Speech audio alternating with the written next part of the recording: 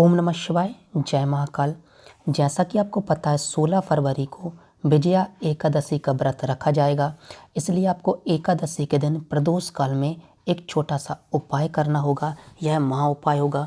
यदि आपको बीपी की समस्या है, शुगर की समस्या है, लीवर की समस्या है, कैंसर की समस्या है, हार्ट अटैक की समस्या है, तो आपको विजया एकादशी के दिन 16 फरवरी के दिन प्रदोष काल में एक पीपल के पत्ते का उपाय करना होगा और आपकी बीमारी पूरे तरीके से समाप्त हो जाएगी। यह जो उपाय है पूज्य गुरुजी ने अपनी कथा के दौरान ही बताया था। तो इस प्रकार आपको पीपल के पत्ते दिखाई दे रहे होंगे। आपको मुलायम और कोमल से आपको एक पीपल के पत्ते की आवश्यकता होगी। आप पीपल का पत्ता पूजा की दुकान से भी प्राप्त कर सकते हैं। इसके अलावा आपको 3 बेलपत्र की आवश्यकता होगी। यह बेलपत्र कहीं से कटी हुई नहीं होनी चाहिए। इसके अलावा आपको समी पत्र की आवश्यकता होगी। आपको 11 समी पत्र की आवश्यकता होगी। मैं आपको फिर से बता दे रहा हूँ, एक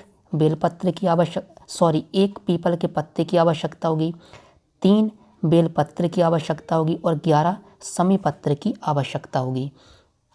अब आपको इस प्रकार एक तांबे के लोटे की आवश्यकता होगी जिसमें आप घर का जल लेंगे। इसमें आपने जो 3 आपने बेलपत्र ली थी, इस कलश में आपको डाल देना है और आपने जो एक पीपल का पत्ता लिया था वह भी इस जल में पात्र में आपको डाल देना है। आपको समी पत्र इस लोटे के अंदर, इस कलश के अंदर नहीं डालना है। आपको केवल एक पीपल का पत्ता और 3 जो बेलपत्र ली थी वह आपको इस जल के पात्र में डालना है। और अब इन सभी चीज़ों को ले जाकर आपको भोलेनाथ के मंदिर ले जाना है। आपको यहाँ पर जो शिवलिंग होगा उसके पास में आपको वह कलश रख देना है जिसमें आपने एक पीपल का पत्ता और 3 आपने बेलपत्र डाले थे। इसके बाद आपने जो 11 समी पत्र लिए थे वह आप क्या करेंगे, समर्पित करेंगे। श्री शिवाय नमस्तुभ्यम ओम नमः शिवाय मंत्र का जाप करते हुए और भगवान भोलेनाथ से प्रार्थना करते हुए कि हे भोलेनाथ, उस व्यक्ति का स्वास्थ्य बहुत ख़राब रहता है या आपका स्वास्थ्य बहुत ख़राब रहता है, ऐसी आपको प्रार्थना करनी है। इसके बाद आपने जो यहाँ पर कलश रखा था मंदिर में, आपने भोलेनाथ के पास इस कलश को उठा लेना है और इस कलश को आपको घर ले आना है। और जहाँ भी आपका बीमार व्यक्ति हो, जहाँ पर वह सोता हो, उस कलश को वहाँ पर आपको रख देना है, किसी पात्र से ढककर या कटोरी से ढककर।